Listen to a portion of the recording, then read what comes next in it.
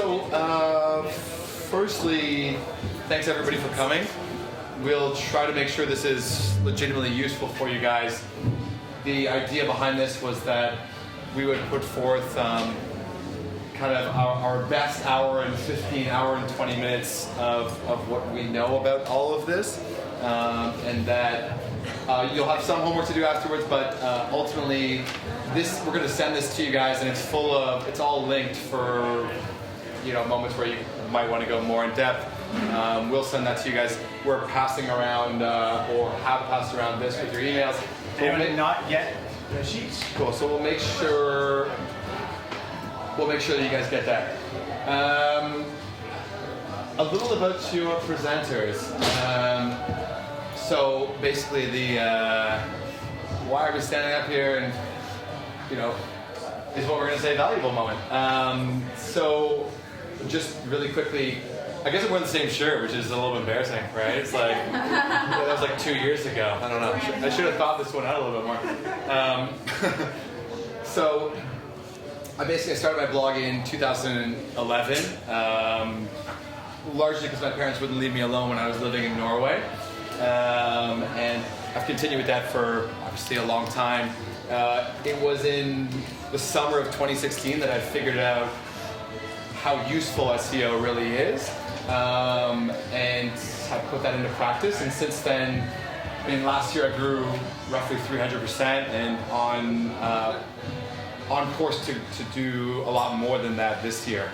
So the bottom line is SEO works and it's necessary in today's blogging world, and the idea is, of course, we're going to try and offer everything we can to make this as useful as possible for you guys to make sure everyone's growing together, which is the whole idea of this community, to be honest with you. Hey, for those of you who don't know me, I'm Kevin Wagger. I run a blog called Wandering Waggers, which is about family travel. Prior to that, I was a digital marketing manager for a few companies where I helped them set up their digital profiles and their brands and their websites and things like that. And I ran a lot of projects kind of that involved SEO and a number of other projects that kind of tapped into this. I started my blog just under 4 years ago, but I didn't really kind of take it seriously as a business model until about a year ago when I started trying to integrate SEO and proper business practices with it. So in the last 6 months, it's grown about 500% in traffic, and it's continuing to grow at the same rate right now. I'm looking forward to seeing where I can take it from here. That's the fun thing with SEO, is that sort of the growth ends up being a little bit exponential, because once you know how to plant the seeds and you know that everything's going to grow, you end up with a pretty badass orchard. I like to say things like that, so just forgive me. I was an English lit major, just leave me alone. So, just to start things off, I would just want to ask a few of you, what brought you here? What are you hoping to learn from this presentation? What are you hoping to take away from it? Does anyone have any thoughts or ideas? I wouldn't mind growing 500%. Okay. Okay, so growing 500%. Yeah. You're two-faced. Yeah. I like the grunt work. I just need to know what to focus on. That's kind of the intent I have. Where to put your energy so you're using it effectively? 800 posts, and I want to know kind of like how to maximize. From an SEO perspective, that excites the hell out of me, by the way. Oh my God. The growth potential. Anybody else? We're going to tell you what we're going to be teaching about in the next slide, but we're just trying to get an idea of how it can be the most helpful. I'm going from print to more digital, so like a traditional magazine writer trying to make my site interactive. Right now it's just a cover letter, resume, so I have no idea how to kind of get people there. So migrating from that environment where people get what they're presented versus getting what they're finding. Yeah. Kind of. Anybody else? Blah. I just finished reading the Make Traffic Happen SEO ebook, and I want to see if there's something in the presentation that's not in the ebook. Cool. To round it up, and then I'm going to get to it. Yeah, cool. I'm super conscious of SEO, so Beautiful. what Yoast says is actually, yeah. Yeah. And how do you use SEO effectively, but make it look natural Yeah, within yeah. your language of like whatever you're writing about, so it's not like the same keyword like sprinkled like 10 times throughout. It is a really fine line between keyword stuffing and actually the secret, in my opinion, of that is just writing long form content, because if you have 5,000 words to play with or 3,000 words to play with, you have a lot more room to sprinkle keywords throughout, because in an 800 word post, if I'm trying to put in 20 long tail keyword phrases, it's going to be a little bit obvious. But in a 5,000 word post, I mean, unless you're like, sometimes it can be totally natural. You can be like, and that's why I love the beaches of Florida. No one's going to think twice about that unless you realize that beaches of Florida is a keyword for me, right? But if it flows naturally, you have room there. So we can talk a little bit about that too. But I have seen some people who are like on the SEO train, and a lot of their stuff doesn't read naturally, right? And ultimately, it's our readers we need to connect with, right? Not just Google. Yeah, it's a great question about alt tags and stuff. Yeah. When you're loading up images and stuff. Yeah. Last week, I had quite a few photos, but not maybe 10, 15. But it did tell me that every one of them had the right alt tag. And Yeah. they said, oh, now you have too many. Yeah, it can happen. You can use a keyword too many times in a post, and we'll get into that a little bit later on, and into alt tags as well. Is that what Yoast is telling you that? Is that what Yeah. you're Yeah. Well, take Yoast with a grain of salt, to be perfectly frank. I don't even use Yoast anymore, because once you can take what you want from Yoast, ultimately, Yoast is what I would hand out in kindergarten for SEO. You know what I mean? I think ultimately, if you want to get beyond that, Yoast is a good starting point, but beyond that, we'll talk about that. So speaking of what we'll talk about, and the first thing I will say is we encourage questions throughout. We'll try to be mindful of timing and all that good stuff. We got about an hour and 15 minutes to play with, which is a pretty good amount. I'm a big fan of taking questions throughout, because these slides are going to be helpful and they're going to be yours afterwards. But ultimately, you have questions that may not be on these slides that we can answer for you here. So think about what you want to ask us. What we'll be doing, we'll start off with an intro to SEO. What is SEO? Your basic. Let's take away any of the frustration or concern about SEO. It's not a big. It's something that's everybody can understand and everybody can utilize and everyone can succeed at. What to do before your post. We basically broke up the presentation into what to do before your post, what to do during your post, and what to do after your post. Instead of 50 slides that talk about 50 different aspects, let's look at something that can be constructive for you to use before your post, during your post, and after your post. I think that makes the most sense coming at it from a blogging perspective, obviously. We'll talk first. So basically, I'll be talking about what to do before your post, keyword research, how to choose your keywords, how to use KeySearch, etc. Kev will talk about what to do during your post, optimizing your post structure for SEO, how to get links to your post, how to link out of your posts, internal links, external links, all links, etc., etc. Clarity, length. Kev's got you.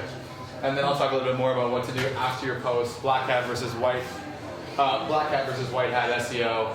That will be clear to you. It's just fancy jargon for some simple stuff.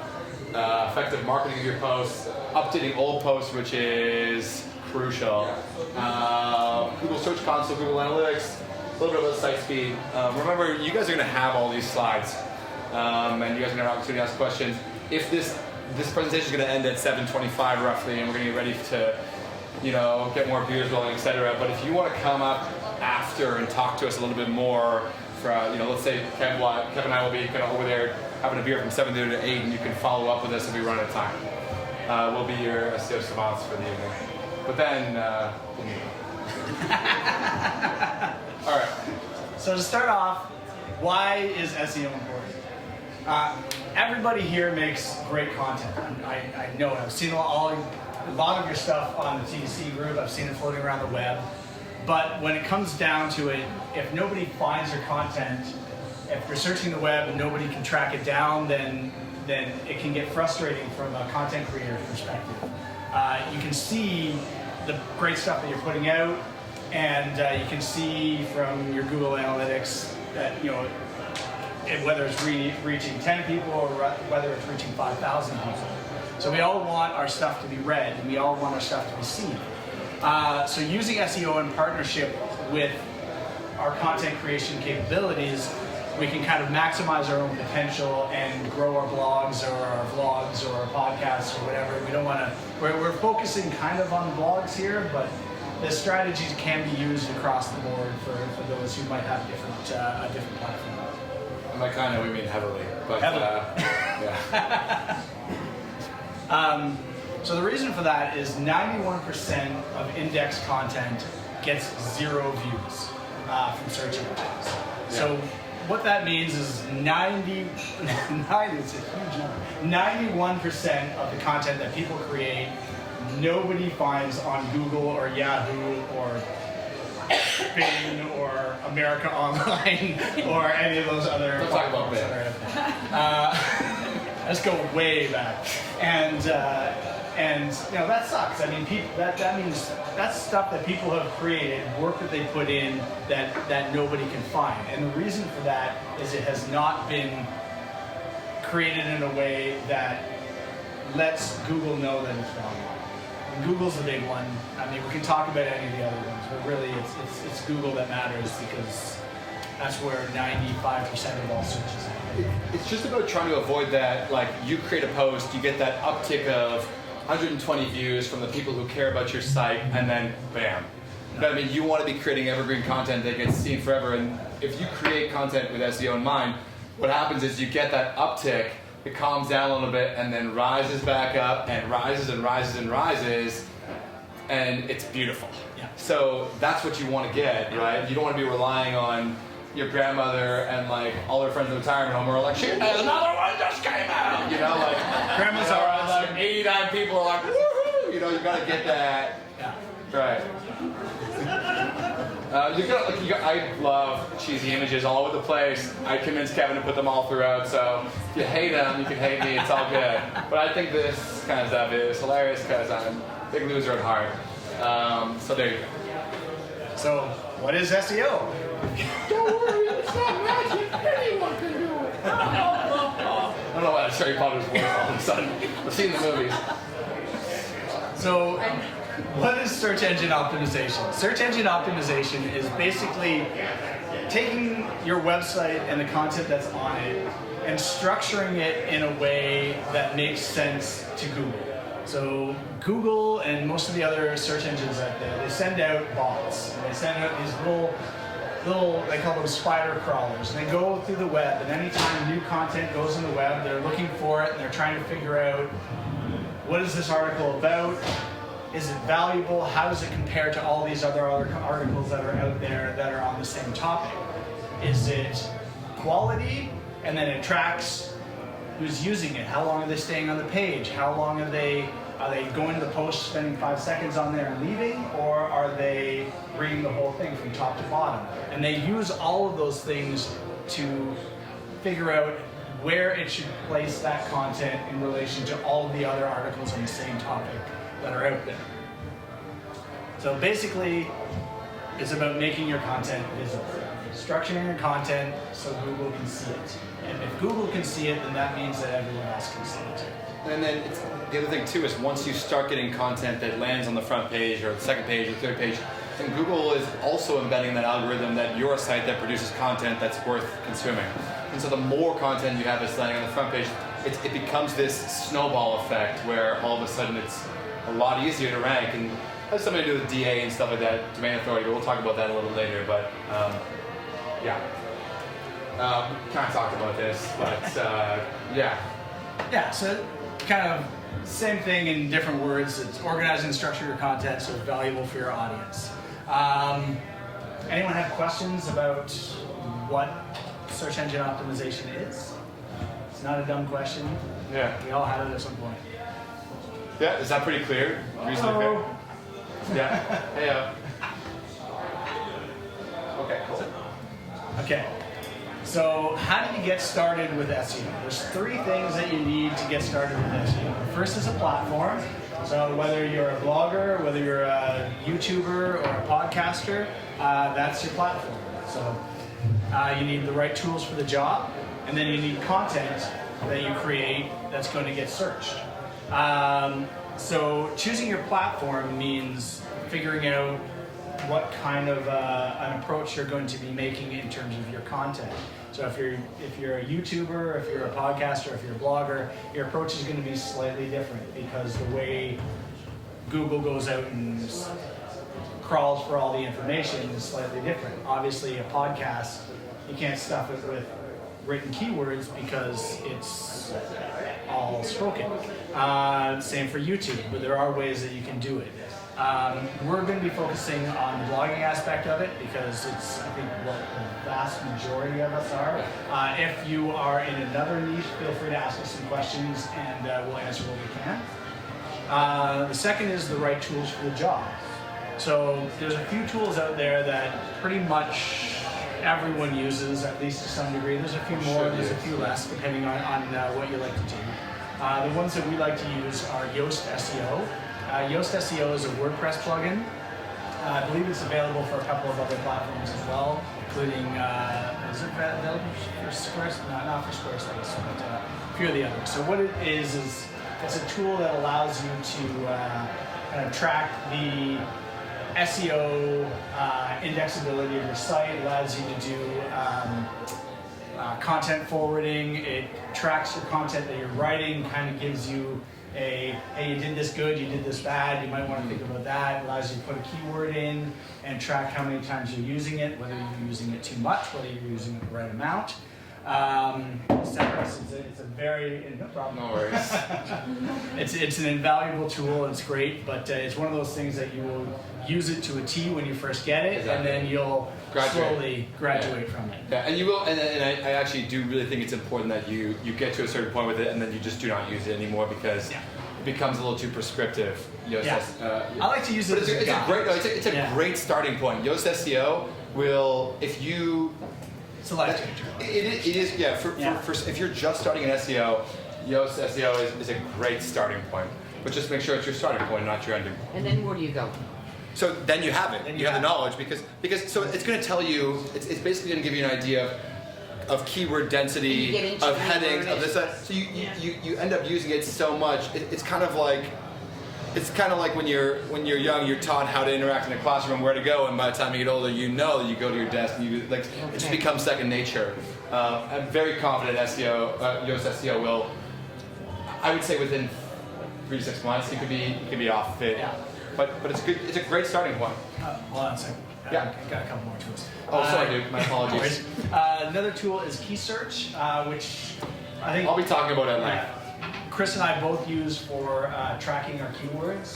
So not tracking, finding keywords that we want to rank for. What it is a tool, and we'll be talking about it a little bit more later on. But KeySearch is a tool that kind of compares your site with other sites, and it says how well you're likely to rank for a specific keyword. And that's a paid tool, right? It is a paid tool, yes it is. It's not too expensive, but... I don't know if we need more stools in the back or more chairs or whatever. Sorry, There's a chair here. There's 3 chairs up here. 4... We're just going to have to get close, Mike. Just be careful for the ledge. So Google Analytics, if you don't already have Google Analytics associated with your site, please do it. It's very, very important. It will give you an analysis of who is using your site, how they're using your site, what sites are getting the views, how long they're staying on the pages. It gives you the behavior of your entire audience. And it's one of those things that's addicting to look through because when you start realizing who's looking at your site and how they're performing when they're looking at your site, you get this picture of your audience that you probably would have never had before. It's fascinating. And it's also, once you get to a certain point in blogging, it's extremely valuable for working with brands, working with tourism boards, because they want that information. And it's a great way to market yourself. When somebody asks me, so who's your audience? I can give a 15-second elevator pitch. And that's based on Google Analytics. I can say, 25 to 45, adventure, and I have my pitch, but it's very helpful to be able to back that up with something real. And another one, Google Search. I'm like trigger happy. You're really love that button. Stand in the corner, Chris. That's the beer, man. All excited. So another one is Google Search Console. Google Search Console is is related to Google Analytics. The two programs are connected, but Google Search Console is more about how people are finding your site, what search terms that they're using, how your pages and your posts are ranking within Google, and things like that. So that's how you track how your performance is happening, and which sites are doing well, and which sites, or sorry, not, which posts are doing really well, and which posts you could update and go back and fix in order to bring them up from page 2, maybe to page 1. And what keywords? Sorry, is that a paid thing? Google Search Console and Google Analytics are both free. Both free. Yeah. Yeah, good. Analytics. Yeah. You just have to, okay. Yeah. So you can connect them together so that they work in harmony. But what's good about Google Search Console as well is that you can get a good picture of what keywords you're actually ranking for. And that can allow you to double down on some keywords that have a high search volume. Yeah. And the last one we have is Moz.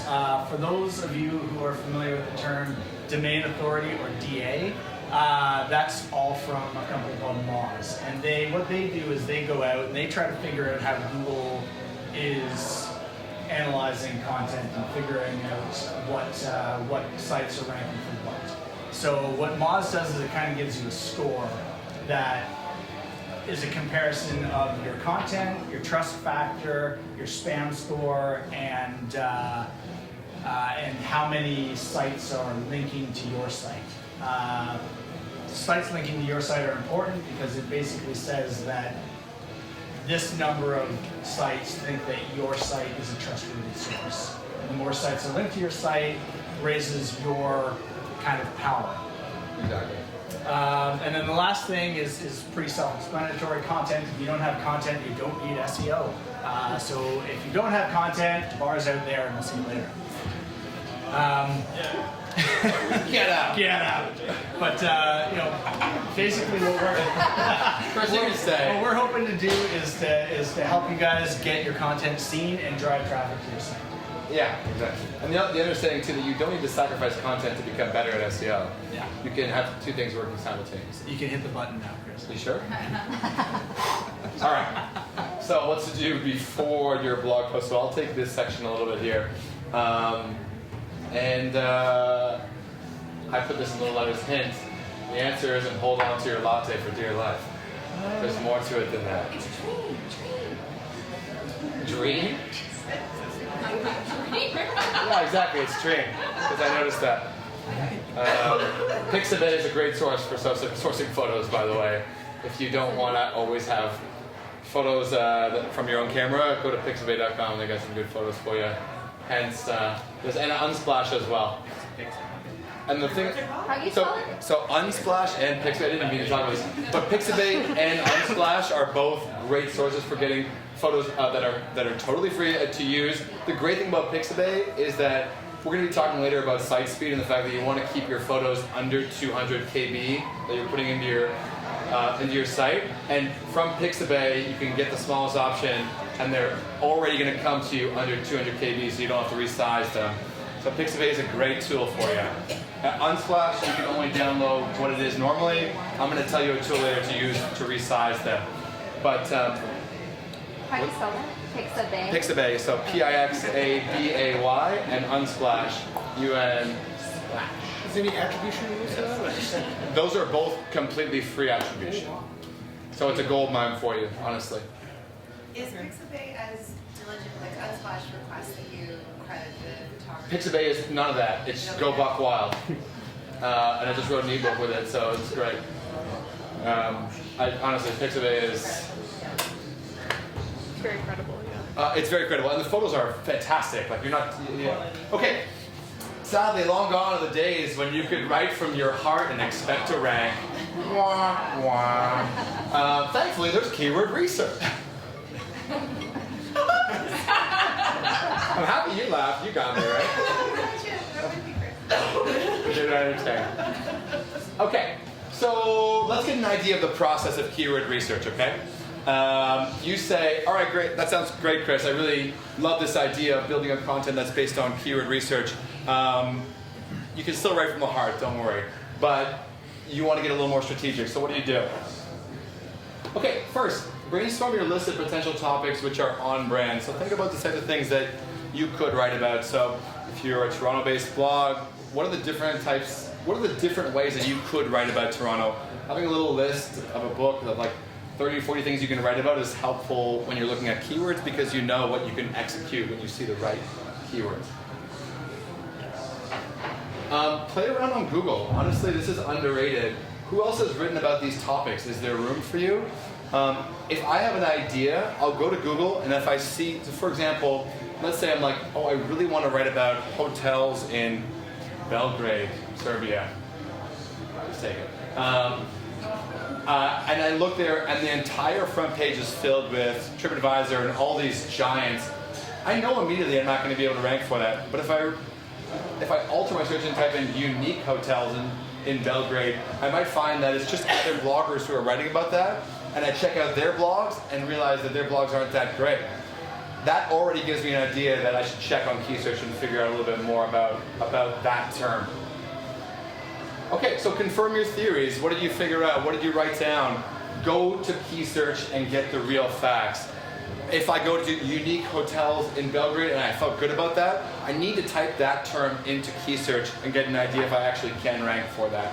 I'm going to show you the page on KeySearch of where you're typing in this, that, and the other. I'm going to explain and break all of that down carefully for you. So if all of this is sounding a different language a little bit, don't stress at all. You're going to then, once you see those terms that can work for your post, you're going to create a comprehensive list on KeySearch of keywords that you'll be using for your post. Again, this is really easy once you get comfortable with KeySearch. KeySearch at first can seem intimidating. Honestly, within 24 hours, I was reasonably functional with it. Within a week, it was easy as pie. And so don't be scared. It looks very technical. It's actually extremely user-friendly when you know what you're doing. And honestly, about 15 to 20% of the information they're giving you, you don't even need to care about, to be perfectly frank. Then you're going to write your post with those keywords at the forefront of your mind. So you have an idea, you're thinking about ideas, you're going to go to Google, you're going to figure out where does that play into it, you're going to figure out ultimately if that idea is going to be feasible for you, you're going to make your list and you're going to use that list. Again, this is just a page for you to reference for yourself when I'm giving this out to you guys. I'm going to go through this carefully right now for you. All right. One small thing to think about. Everybody should have keywords. If you can't read this, which I can't even for this post, well, don't worry, we're sending all of this. Yeah, you'll all have a copy of this, so no stress. Everybody should be using keywords everywhere with Google. It's okay. You'll have it. You could have it in the palm of your hand. Keywords Everywhere is a tool that you can download. Literally just type in download keywords everywhere, and that's going to give you information that's going to help you when you're searching on Google. It's honestly invaluable for getting an idea of where you should be looking. So in this example here, I typed in the best places to ski in Ontario. It's a little bit late in the season, but you know, whatever. Normally your screen is going to look like this. When you have keywords everywhere downloaded, it's going to sync with Google and you're going to get this information. All of this information here is telling me the search volume. So on average, how many people are searching for this term over the past 12 months? So when I say the best places to ski in Ontario, I can see that a lot of people, 3,600 people on average per month are searching for ski resorts in Ontario. 4,400 people are searching for Mount St. Louis moonshine. 140 are searching for Ontario ski resorts maps, okay? It just gives you a good idea of where to start. CPC, I wouldn't get too stressed out about the a billion acronyms that are with SEO. Ironic, because it's SEO, but anyways. CPC is just the amount that advertisers are going to pay for a single click for this keyword on Google AdWords. I would probably only be focused really on volume at the beginning. And competition is the number of advertisers that are running ads. That's helpful just to know how many other people are trying to compete for that keyword. And the higher the number, the higher the competition. I would really just, on a very basic level, download keywords everywhere, sync it with your with your browser. Just look at volume, see what search terms are really coming up. And then people also search for. This is a good idea to get an idea of what the people are searching for to build into your post. So when I type in the best places to ski in Ontario, and I'm like, so what other keywords am I supposed to even use?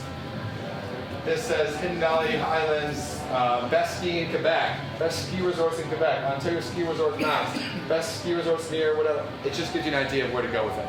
So is your goal to shoot for the top ranked ones, or is it to shoot for like just below that? So realistically, with this page, I'm not going to be able to tell much about anything other than volume that I care about.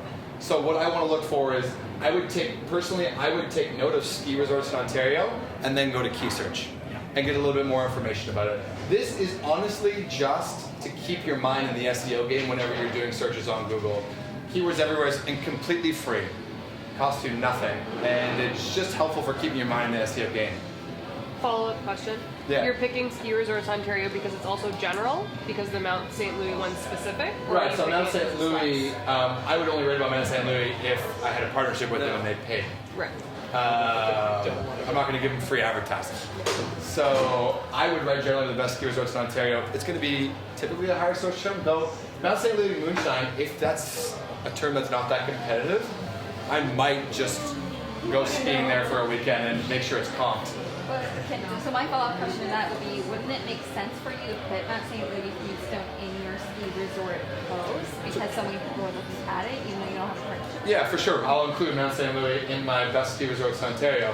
But again, I'm going to try and milk that a little bit and see if we can get a nice weekend with my wife and I. That's a story for another day. That's a story for another day. Honestly, don't stress too much about this. As this is just to help you go to KeySearch. So let's talk about KeySearch. Using KeySearch, your new SEO bestie. You ready? All right. This is the page that I thought when I first was using KeySearch, I was like, oh my God, help me. Because it looks really technical and it looks like you should open it up and you're like, I wonder if I should just go back to giving up. Carol, I think there's a spot up here and a spot here if you want to squeeze them out. I got your back. So let's talk about this screen. So KeySearch, first and foremost, it's a paid tool. But they have sales regularly.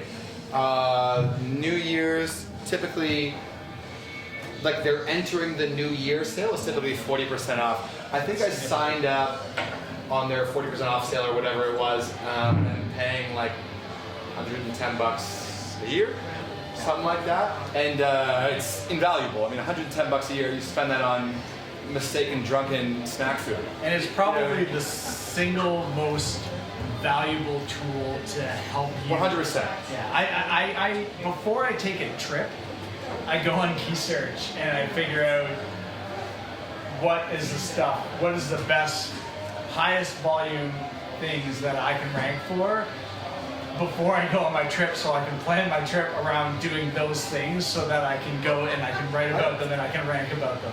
Quite frankly, I legitimately could not run my business without KeySearch. Unequivocally. No comma. So let's talk about this. There are others, such as Ahrefs and a few others, that are bigger, more useful, significantly more expensive. Yeah. They are. SEMrush. Yeah, SEMrush. SEMrush is another one, and they're all excellent. They're all very good. But KeySearch, bang for your buck, is probably. This is the starting point. You know, in the same way that you should get Yoast SEO, if you're on WordPress, that is. This is where you should start. I mean, I know this from using it, from a personal thing. So let's take this example of skiing in Ontario. So let's say I looked on Google and I think, okay, so I have some work to do here. I type in skiing in Ontario at the top. What I'm going to get here is, so first and foremost, up here, these are related keywords. On the beginners portion of KeySearch, you're not going to get these score numbers. You have to uncover them. It's just a formality. You'll have enough credit to do that, but that's the system they run with. I think it's something like 100 a day. You get 100 credits per day. You really won't run out unless you're like a crazy fiendish with KeySearch. which is possible. I have run out of page. I have, yeah, I've run out too. I'm just trying to be. Anyways, so I type in skiing in Ontario. This side here are just related keywords that I might want to consider, and this is what I'm using to build my list. So I go up here and I say skiing in Ontario. Okay, 1,600, the volume, the amount of people that are searching for that term. That looks pretty good. The score, it's really quite easy to understand when you understand. It's basically the lower the number, the easier it's going to be for you to rank for that keyword. And KeySearch makes it easy for you because it gets greener the easier it gets, and it gets more yellow and red the harder it gets. So even if you're incompetent with numbers, you can be like, oh, red, don't do it! You know, and if it's bright green, you're like, So that's it. So Unless you're colorblind, and then well, my dad's colorblind. I'll ask him. He's an accountant. He's fine. Numbers, baby. So when I'm looking at this list here, I'm saying skiing in Ontario, great. This is probably a good. I honestly messaged Kevin when I was using this as an example, and I was like, shit, I should write about this. Should I be giving this away? 34 is the score, 1,600 is the volume. That's a pretty sexy keyword. Okay. What else am I looking for here? Ski resorts in Ontario, 33, 3,600. Gorgeous. Okay? 3,600 people are searching for it. 33, that's a very attainable Sorry, score. is that a month, a year? What is that? Yeah, you're looking at monthly. Okay. Yeah. Chris, what's like a good number? Like what's a sweet? So honestly, anything in the 20s is gorgeous. Anything in the 30s, I'm willing to. and it varies based on your website. Exactly. But So the higher ranking your website, because this actually, KeySearch I believe uses the Moz platform as its base. So the higher you rank in Moz, the higher your DA is, the lower your score is going to be in comparison to other sites. we'll talk about DA in a minute. Yeah. But ultimately, if you have a high DA, you know you can compete. Sorry, you just said like 33 and 1,600. I don't know what the 33. Right. So I'm just talking about the score on the right hand side here. This would so be really, your ranking number. So the score. So the And this would be the key search volume. So the Exactly. number of searches each month that specific keyword, which would be over here, has. And just to make it as simple as heck, like KeySearch is just trying to make it simple for you. They're talking about the score. 0 would be like you write a blog post with 8 words and one of them's in there, you're gonna rank first page. And if the score is 100, like just turn around and walk out of the store. But realistically, if we're talking about attainable scores, anything in the 20s, go for it. Anything in the 30s, very attainable. Anything in the 40s, then you're gonna want to look here. Okay? So when I look at skiing in Ontario, I want to look at this page to figure out, firstly, the people who, this is the front page of Google, by the way, for that term. Okay? So this is just a technical front page of Google for that term. So I look here, and I'm looking at PA, so the page authority. Don't stress so much about that. DA, domain authority. It's just the overall, it's a number that Moz is giving to sites, the basically authority that they're assigning to that site. The first here, 76. I'm probably not going to be able to knock off a DA of 76. Probably not. My DA is 37. But I'm good with SEO, so I'm pretty confident I'll be able to take out those 50s because they don't have. That's so violent. Because oh yeah, baby, it's militaristic. but legitimately, Justin plus Lauren? what? Are you taking down Justin Yeah. plus Lauren? Are they out there? So the answer is yes, and here's why. Because they don't. Because she's not here. No, because they don't have skiing in Ontario in their title, in their description, or in their URL. Yeah. With my DA, if I include skiing in Ontario in my title, my description, and my URL, I'll be able to take that down. And to answer your question, when I find someone I know, I look at that Chris and I Robert hates say, me because I got Toronto on lock, baby. And then the fight, the battle is on after that. I always knock Chris Ryder off. Bloggers do this with each other all the time, No, like this trying to just teach them. works out that way. Like, I'm on page 1, but he's at the top and I'm at the bottom.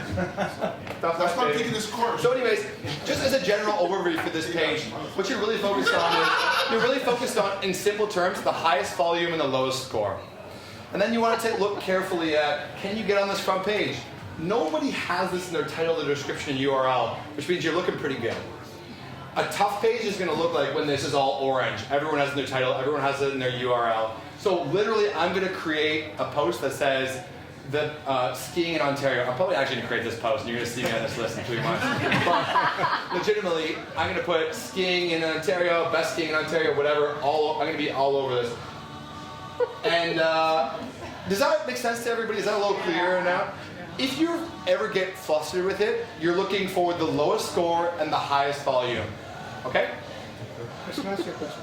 Are you telling me that the top 10 on the list don't even have no title, no description, no URL, and that's the top? It means that they're not using that exact specific phrase. keyword. So you're using skiing in Ontario. This means They that could be using skiing dash Ontario. Like, it's not a completely accurate picture. I'll have to compete, but it's just that phrase, skiing in Ontario. Skiing dash Ontario could be a different.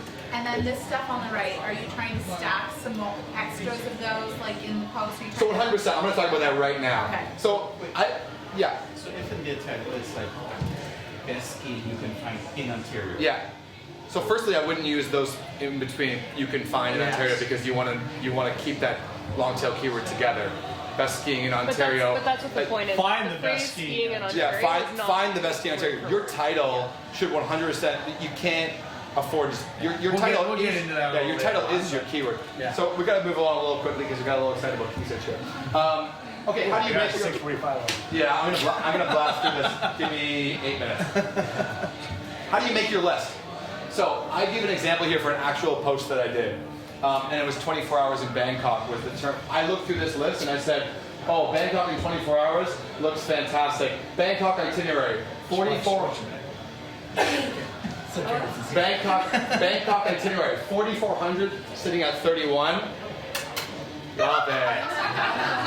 So, at first, what I would do is add anything to your list that could remotely work.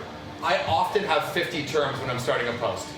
Stack them up, then figure out what makes sense. I literally have a second monitor where I have those keywords up 100% of the time I'm writing, and I intersperse them. That's my other trick for not keyword stuffing. I have 50 long tail keywords.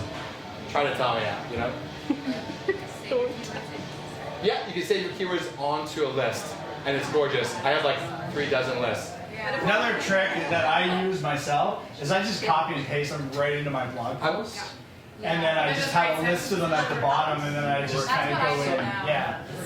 So let me get to the end of the slide, and I'll see if I answered your question.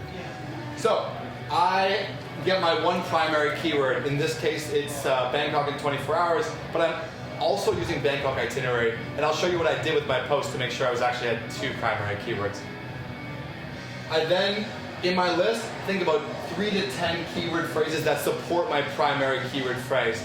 What else can I put in from this list that supports Bangkok in 24 hours? It can be the same thing. I literally use Bangkok in one day in Bangkok, but any combination to support that as my secondary keywords. And that can go anywhere. Anywhere. And it's easy because I'm talking about Bangkok in 24 hours as my primary keyword. So it's very easy for me to be like, Bangkok in one day in Bangkok, Bangkok in 24 hours in Bangkok. Easy peasy lemon squeezy.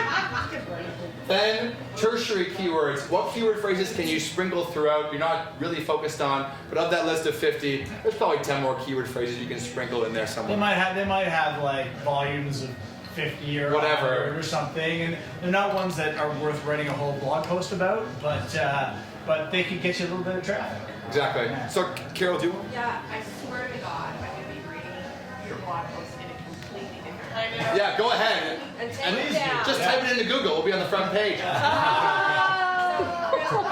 Sorry, my wife's here, and she's like, Chris, here's it. 50 keywords, say, that you're putting in. How do you avoid not keyword stuffing Bangkok? Well, Google expects you to have Bangkok all over the place if it's a Bangkok post. Honestly, I would not worry about location at all. So let's look at, it's go time. Oh, Bangkok in 24 hours. Your speedy Bangkok itinerary, #1. So when I type in Bangkok in 24 hours, there she is. When I type in Bangkok itinerary, there she is. Well, apparently, if you try this search term from different locations, each time you'll be on a different position. Yeah, but I'll be on the front page. Not necessarily. Yeah, it's For true. the most part. It's true. But I mean, Everyone's but the- search in Google is different. But I don't particularly care because I know that the 4,400 for Bangkok itinerary is still going to be there. And that's why we Because use. apparently the trick is, like what I do, apparently this is because you did, or somebody from your Not family. necessarily, because if we use Google Search Console, it does tell us our average position. Yeah. So for But example, still, I have. I'm not just Yeah. No. It's a fair. Yeah, you can do It's a fair incognito, point. but at the same time, Google is not a consistent thing. They change their algorithms all the time, and their search tools are meant to be personalized, which means what I search for, I could be sitting right next to you. We can search the same term, and a different list of things are going to come up Exactly. because that is going to be based on your search history and the things that you are used to searching at.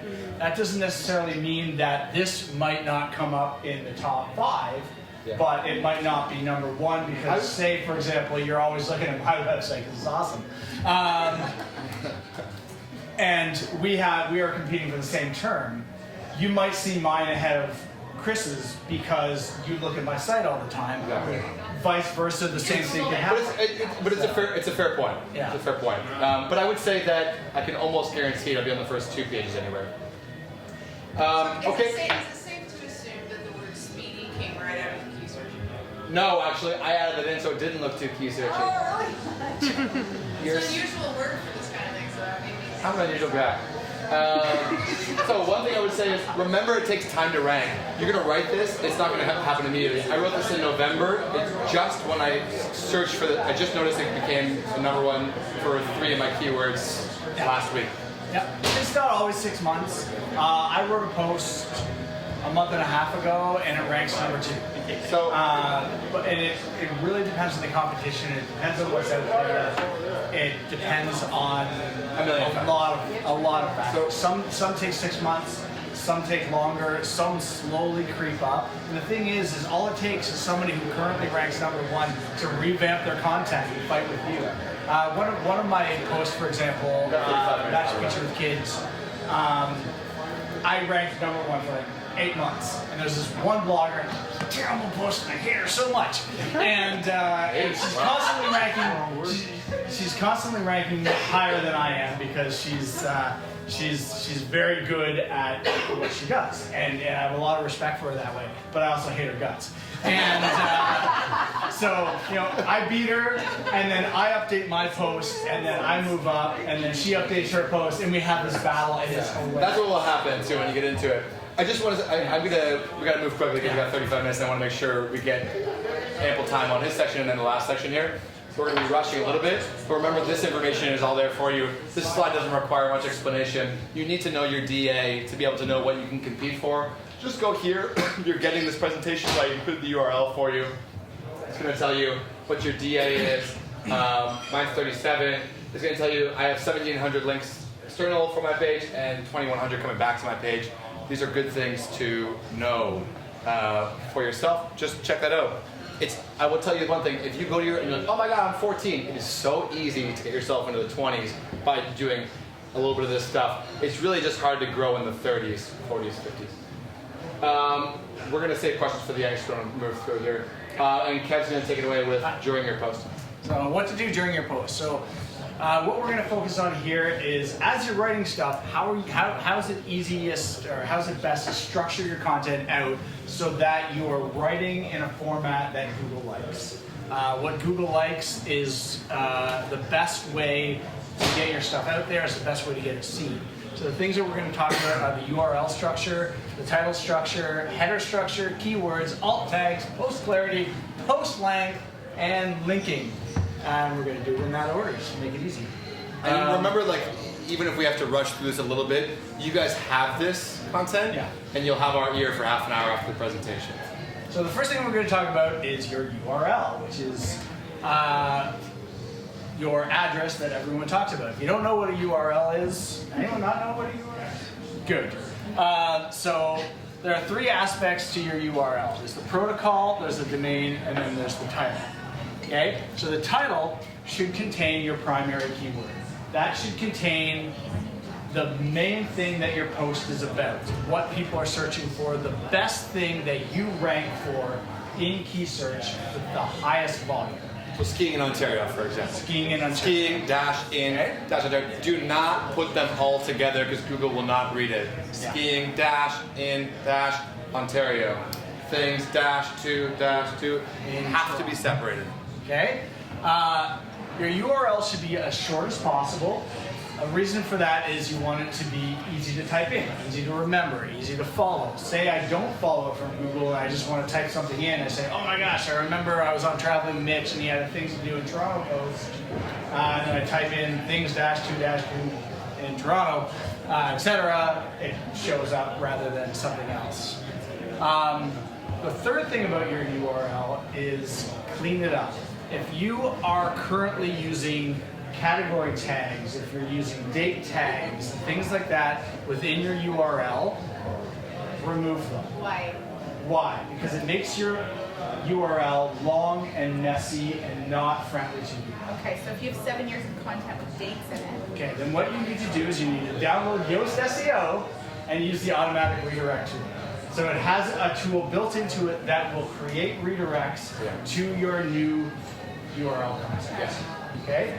If you have very high ranking content that does very well, you might want to reconsider that.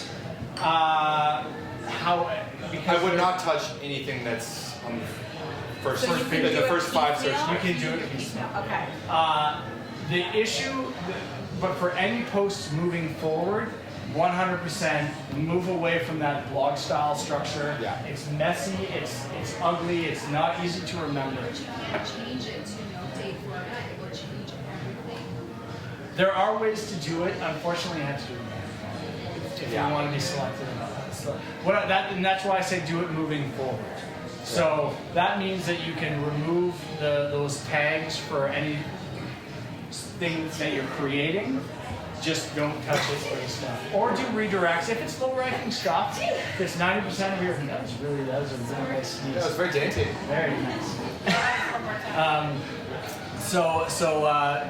If you're newer or just getting started, remove that content and redirect the stuff that you have currently. If you've been around for a while, if you have posts that are doing really well, look at maintaining those posts. You can also do some tests. You can do some tests to see how a redirect is affecting you. Most of the time, a redirect really doesn't hit you that hard, but it can have an effect on your site traffic. It's usually a dip followed by a rise, but it can happen. What do you mean by the category tags? Like, are you saying it should just be like my website / So for example, in this, so you've got your protocol, so HTTPS, followed by your domain, which is mywanderingwaggers.com, followed by the title, which is things to do in Toronto. So it's not, for example, https wanderingwaggers.com /Ontario /April 2nd, 2019 / things to do in Toronto. I usually have like the country and then. Right, and if you can remove that, you will do better. So are the date tags just merely inconvenient for people, or does it actually make? No, Google is not effectively making sure those posts don't rise as high. The shorter your URL, the better it is. But I would say 5 words is what I was thinking of as the maximum. But for the post I did with I did like Bangkok 24 hours. No, like something like 24 hours Bangkok itinerary, whatever. I included the 2 primary keywords I was trying to get. Just don't go over 5. But 5, I would say just as long as you're not going over 5, you're fine. So the next thing is titles. Titles and meta descriptions. Part of your SEO strategy should be writing things that are exciting to read. And that starts with your title. So having great titles having a site that ranks at number 1 or number 2 is super awesome. But if I create a post that's called Things to Do in Toronto, and Chris creates a post called The Ultimate List of Things to Do in Toronto, and I rank number 1 and he ranks number 2, you're probably going to click on his because it sounds more awesome. Yeah. And creating a post that's intriguing, a title that's intriguing, that makes you want to click on it, has tremendous amounts of value. Speedy. Yeah. Speedy Bangkok itinerary. And you're not necessarily using that ultimate word in the URL. No, I right? wouldn't. It's just I mean, I'm always in my title. I mean, Yeah, you need amplifiers. So use some great adjectives. Yeah. So I would have written that title as The Ultimate List of Things to Do in Toronto, but the URL is simply Things to Do in Toronto. Yeah. That's right. Simple, long. So you're saying the URL should be short, but the main post should be Exactly. That's exactly your right. title Because, sorry, you got this. Yeah. So, yeah, because size matters. And so your title structure should be relevant, it should be engaging, should be inviting, and clickable. And the other thing that's very important about your title is size. And not necessarily the size of your title, but where your keyword shows up within that title. So the first 69 characters, which is a really interesting number that Google chose, is where Google normally cuts off their titles in the in their search pages. So if your keyword shows up within the first 69 characters, it'll be seen. If it shows up after 69 characters, it'll probably get cut off. Okay? And this is important because Your domain name? no, just the title. This is completely separate. This is your title. Okay. So if your title, for example, is I question why he chose this. I don't know why. Christian apps, but I was like, why did you include this, Kevin? And I saw this one and it spoke to it. Let's worry about the content later. So 69 characters is where Google cuts off your content. You want to make sure that that keyword, that your primary keyword that you're focusing on, shows up within that first 69 characters. If it doesn't, it's going to get cut off, and then Google might not notice it. I would not make a title longer than 70 characters, to be perfectly frank. I went to an SEO talk maybe 8 months ago, and it was pretty conclusive that titles beyond that length were not helpful. So try to keep it within that, so you're always showing up. That's what I would do. I don't make titles over 70 characters.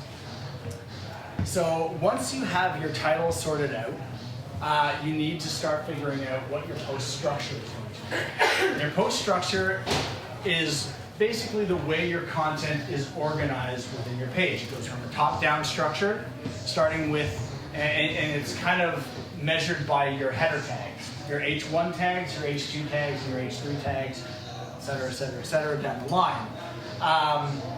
And the header tags tell Google how important that topic is in the ladder of how your content is structured on your post. So your H1 tag is your most important thing. That is basically where your title lies. Every post should have one and one only H1 tag. That H1 tag must include your primary keyword, because that is telling Google this is what this post is about. So yes, that. H1 Yes. Yeah, that's what I would put at the top. You would put it the very first thing on your page. But not your title. Some themes. But not your title. I don't do it like that. I do it like that. We'll talk about it later. So your H1 tag, and some themes actually integrate your H1 tag into your title, which is the reason why. Some themes do not. You need to know how your theme works. If your theme says that shows up and shows in big letters and you can do this by right-clicking on your page and go View Source, type in H1, and then it will tell you if there is an H1 tag on your post. If there is not, make sure that there is one there and that it includes your primary keyword. I was talking about something with Squarespace. Actually, so listen to what Kevin's saying. Use the H1 for this title. Okay.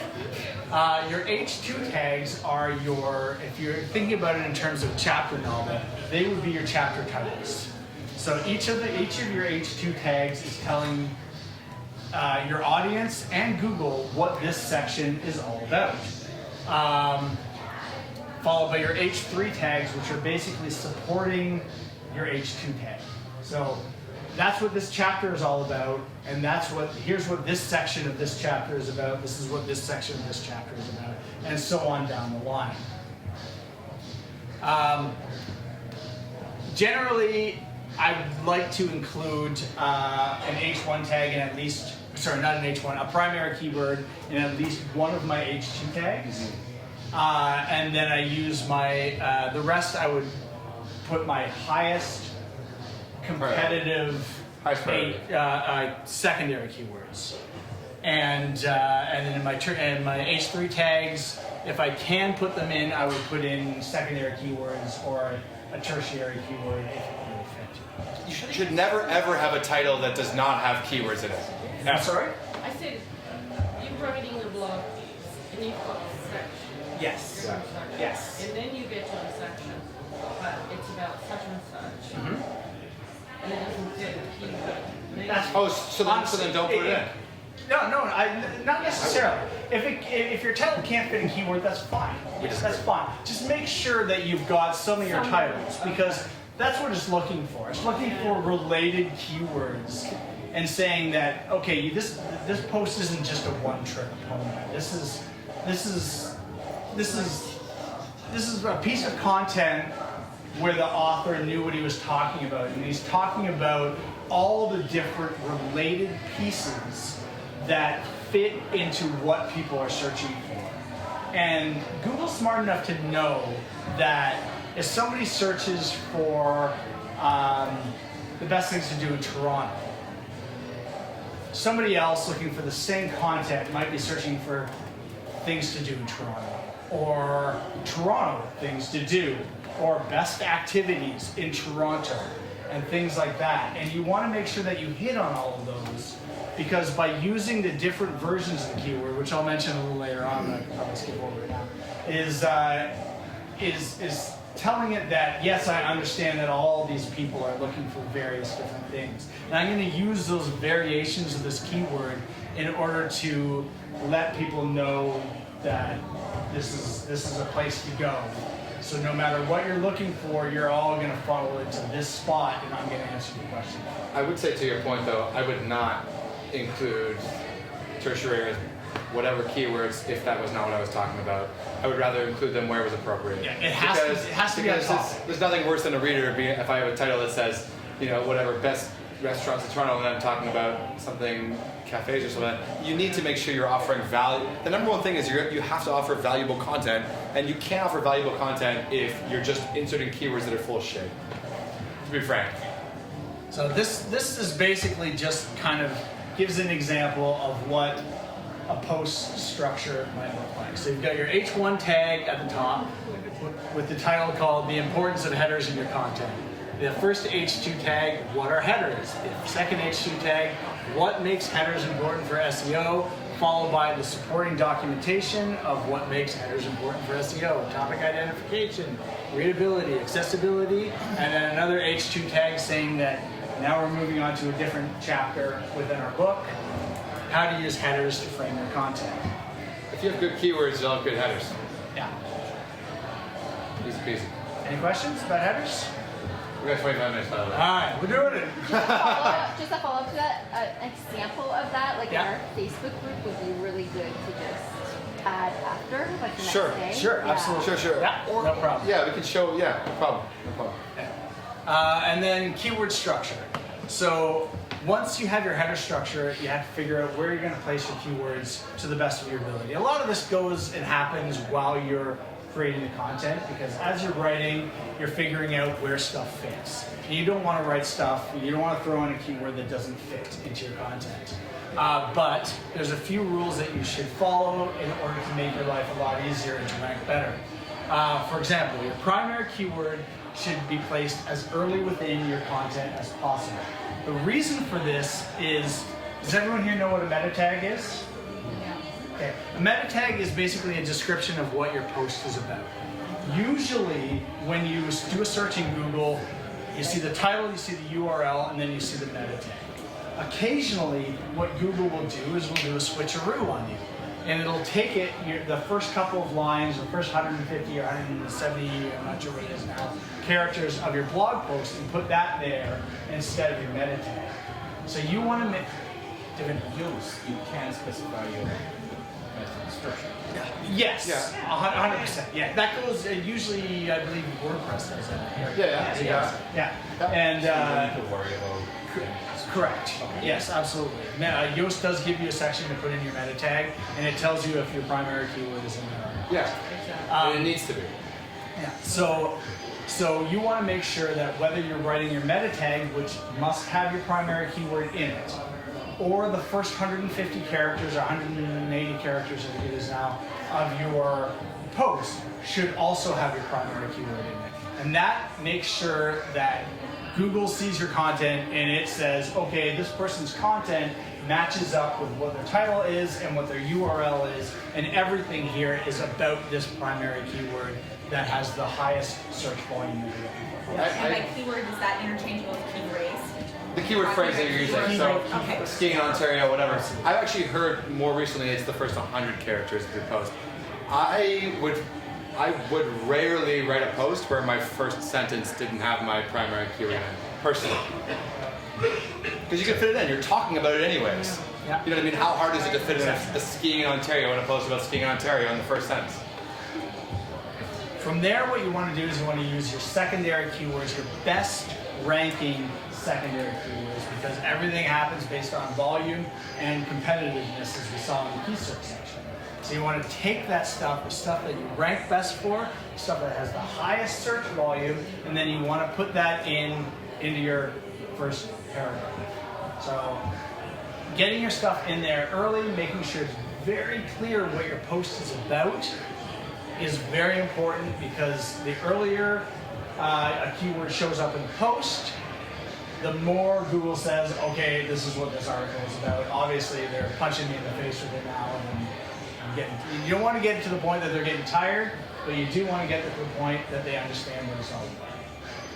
I just add one thing there too. Your introduction is likely going to be the point where you're able to be a little bit creative about how you use keywords, because the rest of it's going to be governed by H2 tags. So I can't talk about certain keywords if I'm using under the H2 tag of whatever, dining in Ontario. In my introduction, I'm not really governed by any header yet. So I can use a variety of keywords in my introduction. If your intro is 3 paragraphs long, it should be pretty, not ridiculous with keywords, but you should certainly have a number of phrases in there. And you can also marry keywords together. Mm-hmm. So for example, if I was writing an article on the best ski resorts in Ontario, and I also wanted that I'm writing this, by the way. article. You send the hell away. We should do a competition, man. That'd be hilarious. That's a good idea. If we also wanted to write an article on resorts or ski resorts in Ontario for kids, you can simply write the best ski resorts in Ontario for kids. You're marrying two keywords together. Now, if using that in your title gets a little bit more testy, and I've learned that as somebody who writes a lot of stuff about kids. So I alienate a lot of my readers by writing with kids. So what I started doing is I just started taking it out of my title. It's all there because it's all there, and then I write content and I say, well, you can also do this stuff with kids. So I make sure those keywords are in there, and I rank for those keywords with kids. However, I also am getting the traffic from all the people who are looking for things to do in Ontario, best ski resorts in Ontario, things to do in Toronto, etc., etc., etc. So don't be afraid to put multiple keywords in the first paragraph. Within reason. Yeah, use them as long as they make sense, and as long as when you're reading over your content, you're not like, oh my god, this guy is like shoving this stuff down. There's nothing worse than going to somebody's post and it's like, I had the best time skiing in Ontario. Skiing in Ontario was the best. Have you ever gone skiing in Ontario? Don't. You're like, especially not with that voice. Yeah, well, I love South Park, so you know. We got like 20 minutes that way. All right, we're doing it. Okay, ensure your keywords are reflective of the article. So don't use keywords that don't make any sense to the topic that you're writing on. Just because you rank for something doesn't mean you should throw it in there. Make sure that it makes sense. Tertiary keywords are they're your garbage pile. They're your stuff that I have that's 50, 100 keywords, 100 search volume, and I throw it in there if it makes sense. I try to get as many as I can, but I don't focus on them. They're too low volume. Chances are that if somebody is looking for that search term specifically, something else is going to come up that Google says, well, people who search for this also search for this, so I'm just going to throw them this. And keyword variance. We talked a little bit about this earlier. So for example, if I'm using the KeySearch term travel with kids, I'll also use traveling with kids, traveling with children, kids who travel for kids, etc., etc., etc. I'm mixing it up. I'm using the same kind of chain of words, but using them in a different order. I'm using them in a different style. The best thing about that is somebody will be using those as their KeySearch term or their keyword that they're searching for. And you're going to be traveling on that. The other thing is that you're not just using the same word over and over and over and over again, just beating people to death with it. Alt tags. Alt tags are important. At least one alt tag within your. For those who don't know what an alt tag is, an alt tag is basically an image description. So when you put an image on your post, you use an alt tag, and an alt tag is a description of what that image is. So for example, if it's an image of this, I would say hand holding a phone with a picture of a waterfall on it, or something like that. But what I always do is use that as a place to stuff my tertiary keywords. The stuff that doesn't fit, like for example, I just wrote a post about Sandbanks Provincial Park. One of the keywords that seems to get used a lot is Picton Sandbanks. Yeah. Can't put that into a post because it makes no sense from a writing standpoint, but I'll throw it into an alt tag because I've got all my other supporting stuff within the article that makes no sense. So I will add something like that to an article. And every single one of my alt tags contains a keyword. At least one of them contains my primary keyword. The rest of them I kind of mix up all the junk that I'd like to rank for, but I don't care as much as some others. Post clarity. Use SEO as a tool to help you organize your content, not as a tool to tell you how to write it. Okay? Make sure that you stay on target. That know what your audience wants. Your audience comes to you guys because some of them are loyal, some of them found you on search, some of them know you. When I changed my writing style to SEO, the people who read my content regularly emailed and they were like, hey, what the fuck? You really changed this. And when you first do the SEO stuff, it's gonna feel super weird. It's like stepping into a new pair of shoes or riding a new bicycle or something. It feels awkward and uncomfortable at first, and you try to find this marriage between this is my writing style and this is how I get my stuff seen. And how do I find this comfortable place where I can find a middle ground between the two? And I'm not gonna lie, it's gonna take you a little while to figure it out. It might take you a few posts till you get to the point where you're comfortable writing in a natural way and writing in a way that gets your content found. I don't think you have to sacrifice your voice, to be honest with you. it just I really takes don't. I takes write long practice. form content, so I don't Yeah. have to. But that's why I write 4,000, 5,000 posts. Right. So post, and that goes to post rank. Google tends to rank things higher. Yeah, I got like a couple minutes here. So We're doing it. 1,500 words or higher. So that means above 1,500 words, Google looks at your stuff and says, this is a really detailed post on this topic. The longer your post, the more keywords you can comfortably fit in, and the more information you can convey. This increases your time on page. It lowers. It gives you more opportunity to link through other things within your website. It can reduce your bounce rate. It can do a lot of good things for your site in general that Google looks at and says, this post or this site is doing really well and people trust the content and want to read it. Okay, now we're moving into links. So we'll do this in two sections, internal links and external links. Okay, internal links are linking to posts and pages within your own site. Okay? You want to make sure that the first links within your site, how's it going? I was told to start at 7:30. Oh yeah, so are you here for the TBC? So I was gonna say, Chris, we're gonna play bouncer a little bit here because we're gonna be a little bit over. This is the SEO workshop beforehand. The actual event starts at 7:30. So, sorry, dude, we'll be right with you. Yeah, Chris, it's gonna be a little bit long. As long as you guys are cool with it, I'm gonna take the time to finish the third section, which it'll bring us to like 7:45. But the last section is gonna kind of round things out about what you should be doing after you post, and I think it's going to be valuable. We just go through it. It'll be an extra 15, 20 minutes. So you want to make sure that those early links on your posts go to your own website. Has anyone here heard the term link juice? Basically, when you start at the top of the glass, everything's a little bit better, and then as you move to the bottom, you kind of get that, drink's gotten a little old, you don't care about it as much. So the earlier things show up and they appear on your page, the better it is and the more value it has. So you want to make sure that that's going to your website. The more links on your page, the less juice it has because more spouts are going off to all the other different things. And you want to make sure that when you're linking to your own content, you're using the anchor text that matches or as close as it can the primary keyword to the article that you're linking to.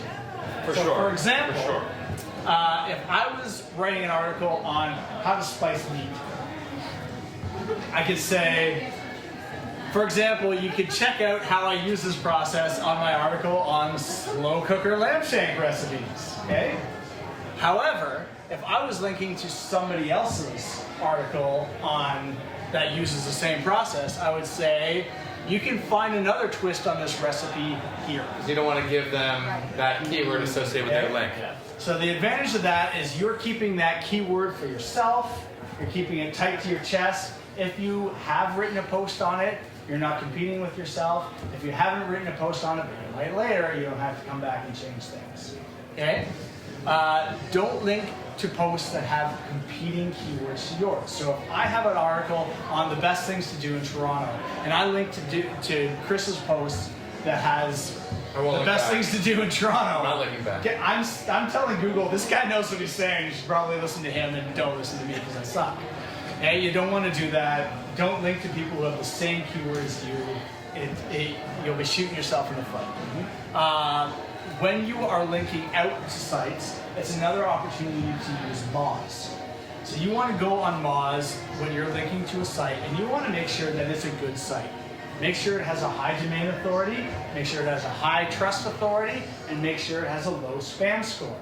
If you're linking out to junk, you'll get called junk. You'll become junk. Yeah.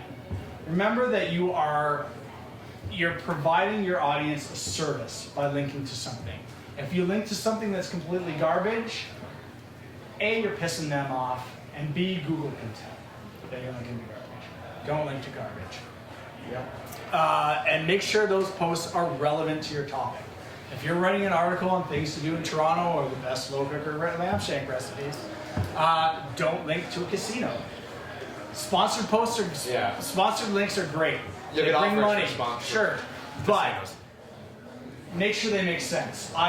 I have accepted sponsored links in the past. I don't do it very often, but when I do, I only deal with companies that are on target, that are cool with my brand, that make sense and are valuable to my audience. If they don't hit those three things. Careful when you click. You're on exit full screen, by the way. I just wanted to tell you that before you did it. Oh, I suck. Okay. So make sure that you do that, and then as I mentioned, use Moz to identify low and high spam scores for the sites that you're looking at. Okay.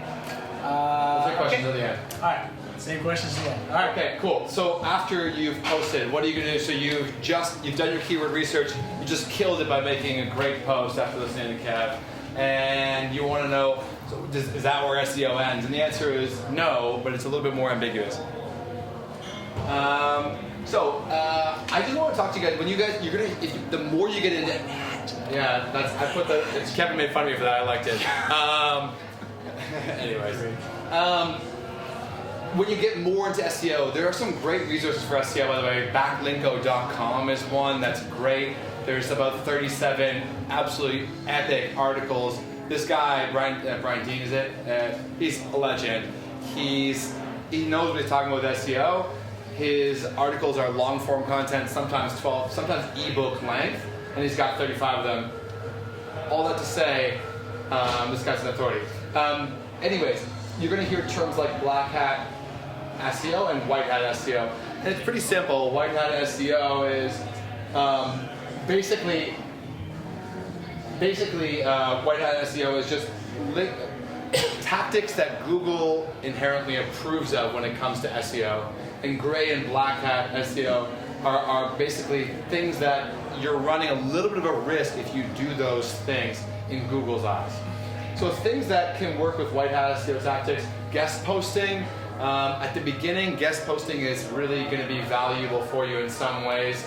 Again, go to Moz, check out the DA. You don't want to be guest posting for someone who's got a 25 DA. If you are going to guest post, make sure it's for someone who's got a 75 DA. And specifically about guest posting, the reason that you're guest posting is to get links back to your website, Exactly. not to just give content to somebody else. If you're not getting a link back to your website, do not do it. Unless they're paying you. In which case, I'd still question if I didn't get a link back. And if they're not giving you a link back, why not? You know what I mean? Like, they don't respect you, then you got to take them down, take all their keys. They're the kind of people that won't call you in the morning. Yeah. Kevin, there's a baby on the screen. Sorry.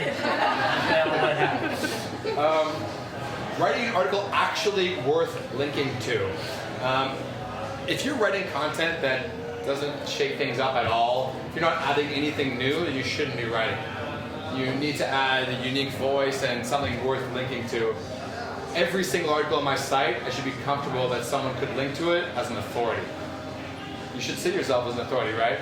And I'm not talking about, there's a fine line. Some people are going to say like, oh, create a catch-baity title. There is, you can do that, but make sure it's actually a valuable article. And in some ways, you can devalue a great article with a stupid title. Check out inside all the things you never knew about this. Like maybe just stick to something that actually promotes authority and people want to link to. I personally don't link to articles with catch-baity titles because I'm like, all right, I see what you're going to do there. Calm down. Typically, these posts are information or opinion-based. That's what I found.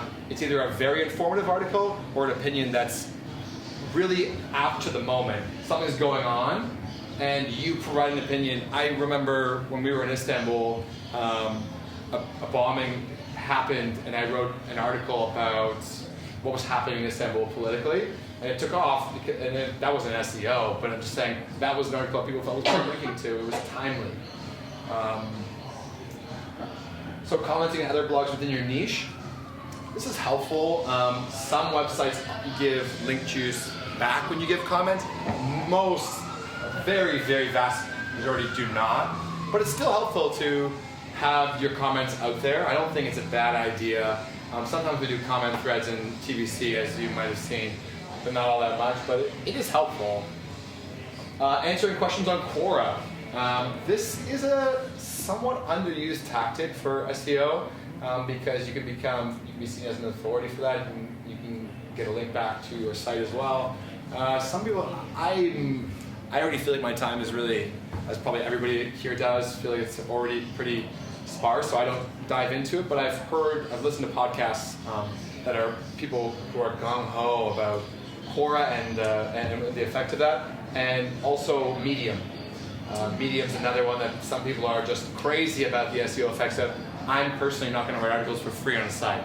That's just me. Some people are writing, right? Oh, some people are going ballistic, and but They used to get as their own personal publisher. right. And I listened to a podcast, and someone was like, "I'm making this much per month," and I was like, "If I put that much effort into writing content, I would affiliate sell the bejesus out of that, and I wouldn't be making 38 cents a week." So, but Medium, the thing is, if you are just starting a website, Medium is a great opportunity to build authority for yourself. Because you have nothing to lose, and you can say, when you're pitching brands and whatever, as seen on Medium, and that provides authority. Effectively using Haro. Haro is to help a reporter out.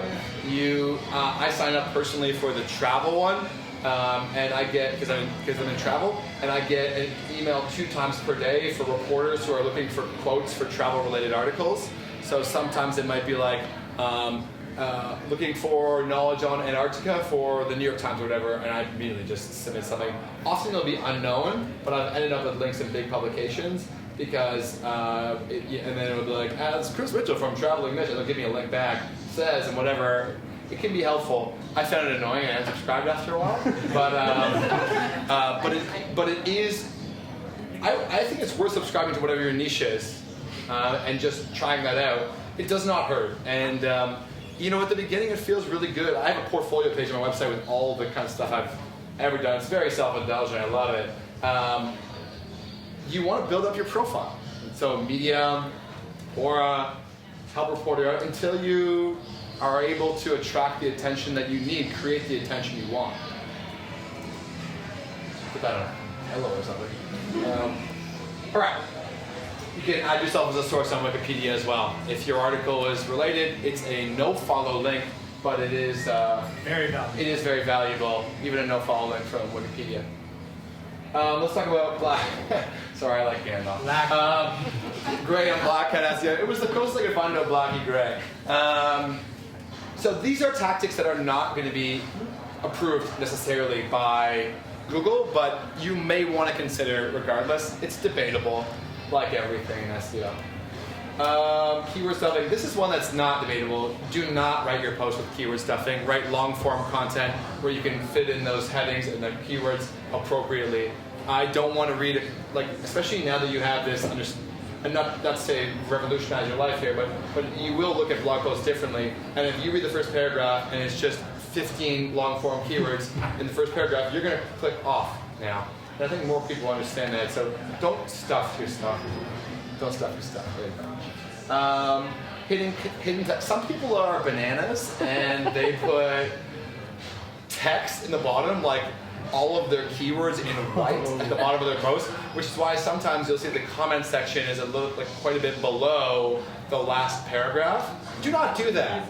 That is a terrible idea. Google's not stupid, and then they're like, Google's like, but you are, and they will penalize you 100%. I've seen this done. I just don't know what else to say. Do not do that. Duplicate content. Be really careful about this. I have not a horror story, but I was working with Peely Island on a big campaign. I wrote this badass 5,000 word article that was killing it at 5,000 hits in the first week. And they took that article and put it onto their site, and they have more authority on that content because it's about Peely Island, and they knocked me off the front page. I thought it was because you posted it first. No, they have more authority. Nicely, and here's the thing.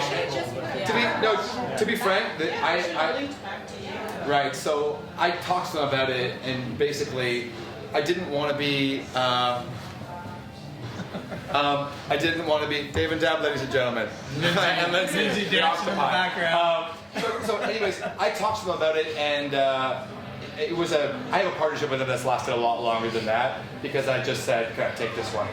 Because it was doing well on their site, and it's worked out fine. I'm doing a huge campaign with them this summer. I'm not upset about it. And the person who did it had no idea what he was doing, and I didn't want to embarrass him. And also, didn't you get paid? Didn't they get penalized, or you get penalized? Oh, they took. I kept mine up. I still get like 400 or 500 hits a month on it, whatever. No. But I wanted like Google. You could. no, I'm on like page 5. They're on page 2. But I took some keywords. It's a complicated mess. I'm fine with it. It's one post. I'll go through this quickly. Be very careful if you're in paid arrangements and sponsored posts using do follow links. It's very rare I do this. I had a big campaign where Caribbean cruises wanted me to write an article about the Caribbean, or sorry, Celebrity Cruises wanted me to write an article about the Caribbean, and I did that. It was a paid arrangement because there's just no way Google's gonna take one link to Caribbean cruises as the center of that article. I did that, but be very, very careful. Don't do casinos. Don't do anything off-key. Don't do timeshares. Be careful. So anything like that, I would use no follow 100%. You'll get crushed eventually. Sorry, I'll save it to the end. Yeah. Well, if it's really apt, just keep bodyguarding, baby. Yeah. What is it? If they're more interested in actually just getting people from your site onto their site, why do they care? So it's probably for link juice. They want to do follow link because they want the link juice from my site. I have a high DA. They know that I'm going to write a big article about the Caribbean, and they want to be associated with that. They'll get a fair bit of link juice back from that. I've always understood that for digital mediums. Yeah. Build a blog themselves. I'm surprised. Generally, the higher the authority of your site, the more valuable link is from it. Yeah. Because the higher the site that is linking to somebody, the higher it's going to raise theirs. It's going to say, this really trusted And site. they have money out the wazoo, so like paying $500 for a sponsored post is nothing. Brick and mortar businesses are sophisticated about link juice and about wanting it. Some of them are. They're getting some there. of them are not. Getting there. But some of them are. Yeah. Sorry, What's just, up? the reason you don't want to do follows is because it is against Google services. Exactly. It is illegal. It's really huge, and I have Oh yeah, me too. I have friends who got crushed for do follow links that were clearly sponsored. all you have to do is That stuff's real. I have done it in the past for like absolute brand matches. Just openly, I've done that, but be very, very careful. It doesn't fit with your brand, it's going to look weird. Link exchanges, usually fine. You can do link exchange with friends, but I would do not use the exact keyword phrase. So if I wrote about skiing in Ontario and Kevin decided to link to my post, and we did an exchange for a link, and I was linking back to another post, it would not be wise for him to use skiing in Ontario. He might use a tertiary keyword phrase. That's probably fine. It's only en masse. There's a group literally called, I think I have it in here, Next Level Swaps. If you have a DA of over 30, that's a site where everyone's doing that. They throw up I'll do it every 6 months. I'll swap some links with some high DA bloggers back and forth. You just want to be careful. Next Level Swaps for DAs of over 30 plus. I think those link These are links for you guys. And Travel Blogger Link Swap is another group you can use. Again, you just don't want to do it 50 times. Link with people who have high DAs and this, that, and the other. There's also a couple of parenting ones. I can add those into the... Yeah, blog comment threads, again, probably fine. But if you have the same 12 people who are writing forward comments on your stuff every single time, Google doesn't love that. Yeah, and they're not what they used to be SEO-wise. Generally speaking, if it feels shady, it is. Okay, so we have like 2 or 3 more slides left, so we're relatively on time. Beef up old content. I couldn't resist putting this picture. I'm sorry. One thing is, when you're thinking about your new content moving forward, great. But it is a gold mine to beef up your old content. I would say it's worth identifying 5 to 20 posts and aim to update 3 to 5 per month. You want to look at the ones that are kind of ranking Low-hanging in fruit. 8 to 20 position on Google. Ones that you look at and you say, you know what, I could probably get that up on the first page. Because 90% of the people don't scroll past the first page. Question on that. Do you Yes. update the date or do you keep it to that date? If the post is over a year old, I update the date. And I launch it as a new post. Unless it's linked to somewhere. Doesn't matter. I don't. Well, it would matter for you, for example. You should not update the date unless you've made significant changes. As you say, the rule for Google is if somebody would come back to your site and recognize it as the same exact same article, then you should not update. If they would come back and recognize new information. But there is value. For example, I was mentioning earlier the Machu Picchu with Kids competition that I have with this other blogger. We are always updating the date because the rules for Machu Picchu are always changing. In the last 2 years, massive changes have gone into what is involved and what you need to know in order to go. So what we have both strategized in that number 1, number 2 position is that when those changes come in, we make sure that we update the article with that new information. And if the article's less than a year old, I mention the date within the article. If the article is over a year old, then I launch it as a new article, because in that position, what Google is saying is this is the most up-to-date information on something that's rapidly changing. Yeah, good point. Find posts that have some traffic but aren't reaching their potential. You can use GSC for that, Google Search Console. We'll talk about that in a minute briefly. Likely, if you're updating it in some way, or like let's say you have an old post that's not performing well, I would feel free to change the URL, but just make sure you do a 301 redirect to that post. You can Google that, how to do a 301 redirect. It's pretty straightforward. And Yoast gives you a very good tool. Exactly. One thing I would say, the free Yoast. Yeah. One thing I would say, make traffic happen, is a group on Facebook. They have a great PDF for $35 called Revival Content. There's a package called SEO 101 Revival Content for $70. Gemma's a good friend of mine, and she knows what she's talking about. She runs the website Two Scots Abroad. Two Scots Abroad, and she runs it with Laura Longwell. The two of them know what they're talking about. They speak at conferences regularly. They're great people. They work hard. And you could do a lot worse than those 2 ebooks beyond this session. Okay, using Google Search Console. This could be an hour and a half course here. So hold on. Yeah. So everybody, get your yawning going. I'm just going to go through really, really quickly what I would focus on a very macro level. And really, the reason I put these 2 slides coming up are not.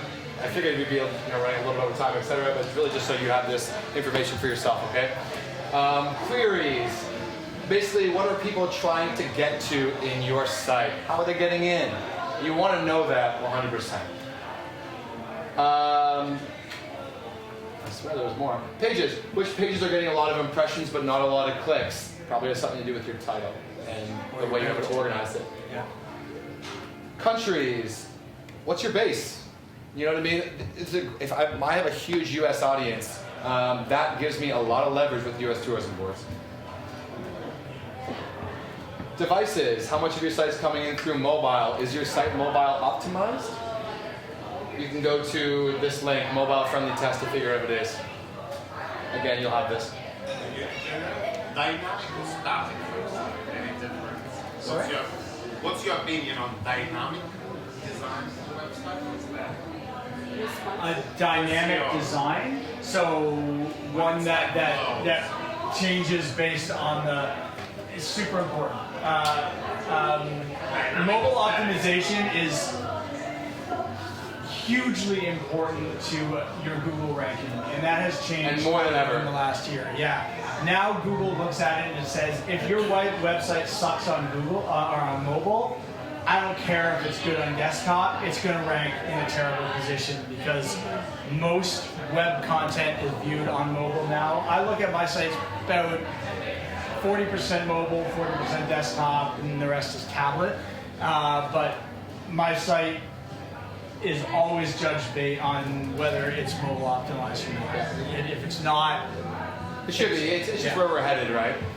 And then, last position. Just see where you're ranking. I would filter it on Google Search Console to figure out which posts are ranking between 7 and 15. Those are your low-hanging fruit. That's what you're going to revive with your old content. Same thing with Google Analytics. Again, it could be a course to itself. I'm just giving you some basics. Look at interests, age, gender, and interests. What do they have? What do your users? What are you showing your user base? What are you seeing there? I know that I have a really heavy 25 to 34 base. It makes sense. But I need to know what's my next biggest, and it happens that my next biggest is not 18 to 24, it's 34 to 45, so I need to make sure my stuff is on point, intellectual, and I'm not using strange words that I don't understand that young kids are using. Acquisition, how are people coming to your site? Again, it's similar to queries. Again, don't stress so much with this, you'll have this for yourself. Site speed, what's your average load page load time? Are your pages optimized?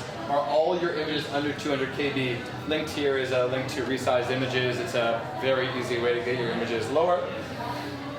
Site content, which pages have exceptionally low bounce rate and exceptionally high time on page? All things to check out. Again, this is something Kevin and I just wanted to include at the very end. After you post something, if you want to worry about SEO and getting links back, reach out to every single person mentioned, every single business, anybody who might post it. This can often lead to 500, 600, 700 extra hits to your site because people get excited when they're a business and they end up in a post and they share it everywhere, and then you share it and you interact with them, and it just ends up, and then people in that community get psyched that that business is sharing it, and it's just this is a hugely underrated tactic. Site speed tip, again, resize your photos, make sure you've got a decent host. SiteGround's not a bad place to look, but you want to have a decent host for your site. That is pretty much it, except this one last slide, of course. We just wanted to include this just for we weren't sure that necessarily social media is exactly a fit with SEO, but we felt that this was reasonable enough to talk about SEO, which is using Pinterest. Pinterest is its own Google. It's its own search engine. Use it. You can look for groups like Pinterest for travel bloggers, in my case, where people are going to reshare stuff on different boards for you and get things going. The reason I like that is because on my site I have a sidebar which talks about the number of shares, how many times my page has been shared. Sometimes it gets shared 1,000 times on Pinterest, and someone goes to my site and sees that that page has been shared 1,000 times, and that gives me authority instantly. And it's also worth noting that a link is a link. I mean, a Twitter link, a Facebook link, a Google Plus is dead as of today, actually, and rest in peace.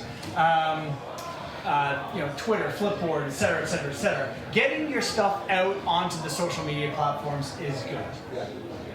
Making sure that you've got it in as many places with links coming back to you. They might be no-follow links, and that's okay, because a no-follow link from a good source is still a link that There's has still some baby link juice there. Yeah. So, and it's easy to throw your stuff out there. It's easy to throw it on Twitter and Facebook and all those other things, and get links back. Do you guys find you get much traffic from Twitter?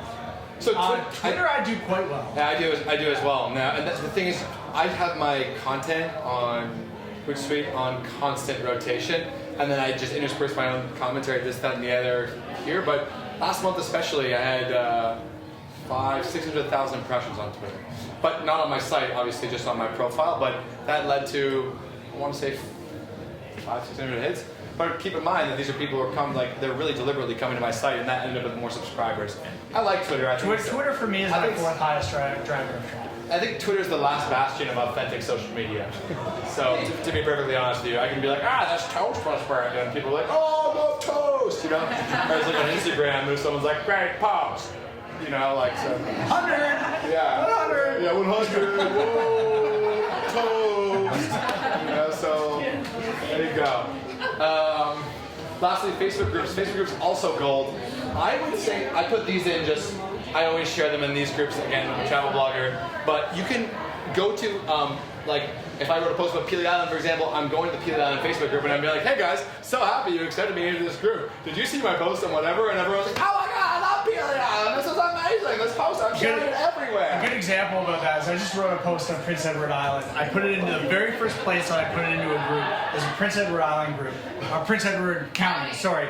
And I went in and I said, hey guys, I just wrote this post on Prince Edward County. I wanted to put it through to some experts before I threw it out there. And can I get your impressions on it? Because I'd love to know. I had within 60 comments on it within the first day. I'm now up to about 150. I had people call out errors that I made. I had people suggesting amazing things that I had never considered. I had one person say that one of the pubs that I went to is now garbage because apparently somebody went and did their bucket beer platform from it, and now nobody in Prince Edward County respects the brewery anymore. Dougie. And all this information I was able to take, and I would thank you guys. Thank you so much. And I mentioned people by name as I was going through the article. I said, thank you so much. Fixing this, fixing that, and then I changed a bunch of sections. And I also got something like 1,400 hits from Facebook within like 3 days from it. Same with Reddit as well. I had now. I had 18. That's my kid's butt there hanging out of the fresh eggs container. Well, there you go. I had 18% of my traffic in 2018 from Reddit, and that's because I'm a huge Redditor. But I would go on Ontario, I'd have a post, and I'd be like, "What do you guys think about this?" And I get a response back. Every post I have enough clout. Yeah. We're pretty much done. I just think it's a helpful tip. Check out Reddit. Questions? Just talk to us afterward. We're gonna catch a beer. Thanks from the TBC team. One last thing. We have a gift card for the Queen Anne, $50 tonight. Our handle is wrong, guys. That's him. Sorry, I suck. What is it? Just Toronto bloggers? It's just Toronto bloggers. We know our own thing. So if you go to tap the present, if you go to the Queen Anne pub, T-O bloggers. oh, you know who we are. No. You set it up. Yeah, you're the one who made the account. Probably. So, anyways, How do we win? know the accounts you're setting up. One thing I would say is, if you're tagging, please tag us throughout the night. But we feel like we're all the same group here. You guys supporting us is helping us supporting you. We're going to do more workshops like this. And we're happy to give away $50 later tonight to somebody. Tag. What's our hashtag? TVC. Toronto bloggers. Queen Anne TVC. Yeah, Queen Anne TBC. And at 8:30 we are. And at 8:30 we're drawing it. I hope that was helpful for you guys. All right. Let's get some beers. Oh, how's that, guys? All right. Yes and in front. Good. All right. Good. Thanks. I think we could have gone on for a couple more hours. Sorry. I hope that was helpful. Oh, sure. Yeah.